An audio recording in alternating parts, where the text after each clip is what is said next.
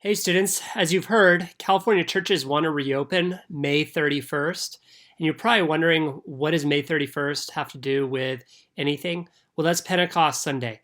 Not that I've ever actually seen a lot of churches celebrate Pentecost in the past, but churches want to use that springboard as an opportunity to reopen their churches with or without the governor's approval. Now, this is pretty interesting because the governor, he has been totally silent towards the churches.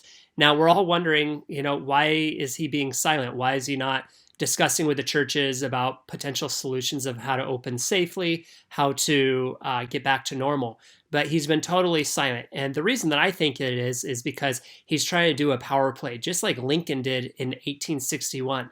Because you guys remember how the South had declared independence from the United States of America and formed the Confederate States of America. The first thing that South Carolina did was they laid siege to Fort Sumter. Now, Lincoln, he could have told those in Fort Sumter to fire back and to break the siege, but he didn't want to be the one to really start this Civil War. He didn't want to give up the fort either, because that would mean that the South was winning and that the South had legitimacy. And so what he did was he created a power play.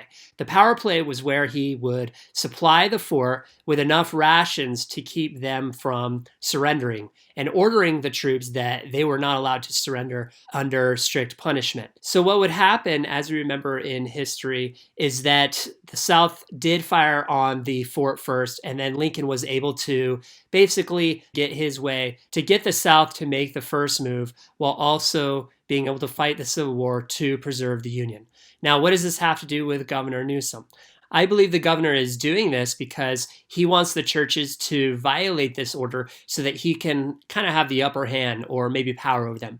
You might think that this is a little bit conspiracy theory-ish, or that, the governor really isn't trying to do that. But as we look at history, governors and any type of executives are always trying to play the power play and kind of Machiavellian, use their authority over other people. My big hope is that the churches will spend this opportunity in prayer, not for boldness to reopen on May 31st, but for the governor to change his mind and to start talking to churches and opening up that line of communication and allowing the churches to open on May 31st, but with some precautions.